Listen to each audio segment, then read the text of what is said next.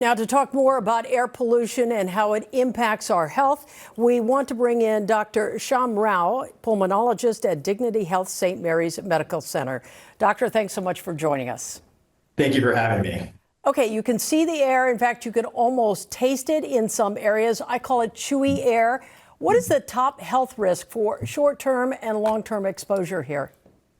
Well, really, we are concerned about our patients who have underlying pulmonary respiratory diseases, those who have underlying COPD, asthma, along with our sensitive population, children, elderly patients, and individuals who are pregnant. Those are the biggest populations that we are concerned about. And we definitely do see an uptake in clinic visits as well as emergency room visits. And short-term effects can be pulmonary regarding the respiratory system. It also can be cardiovascular. You can see an increased risk of patients with having chest pain or heart attacks or strokes. So we definitely will be seeing an increased number of visits in the emergency room as well as in the clinic as well.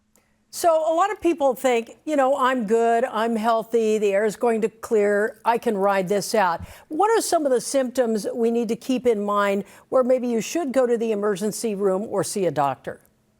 Definitely, if you have an underlying lung condition or any chronic medical conditions, trying to stay indoors as much as possible. If you're going to use your air conditioning system, make sure the filters are changed or use a HEPA filter if you have one.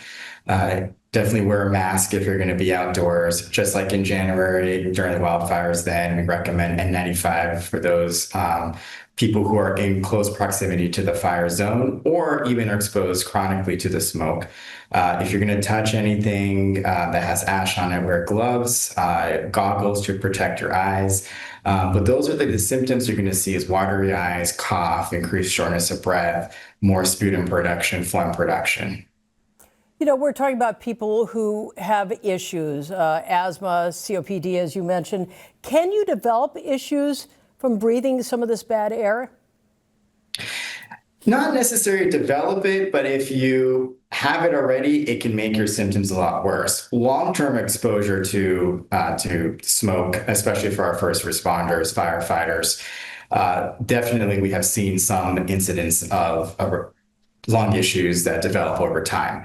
Short-term exposure, not necessarily you're going to get these conditions, but if you have them, definitely be cautious, stay indoors. And even if you don't have any lung conditions or heart conditions, you can definitely develop symptoms, congestion, cough, runny nose, watery eyes. Definitely you can see that. A lot of people who covered the fires, people who lived near the fires that we had in January, still talking about having a raspy voice. We're 8 months away from the fires here, and it appears that it's cleared. Is that normal? It definitely, it's based upon a variety of factors. It could be based upon smoke exposure, but multiple other issues can play a role in those symptoms. I think if you're still experiencing, a raspy voice or increased cough, to definitely see your physician. If you have a lung condition, see a pulmonologist or a cardiologist if you have a heart condition, because those symptoms definitely need to be monitored on a regular basis. Can you compare this at all to smoking? Definitely smoking is a direct inhalation, and this wildfire smoke is just as bad. It has a lot of other particulate matter. In January, we saw a lot of structures getting burned, furniture, batteries, so a lot more different particles are in the air. It's just the same as you see with the cigarette smoking as well. So both are equally bad, and exposure to a long period of time in either form is dangerous. All right, Dr. Shayan, thanks so much for your time and your expertise on this. Appreciate it.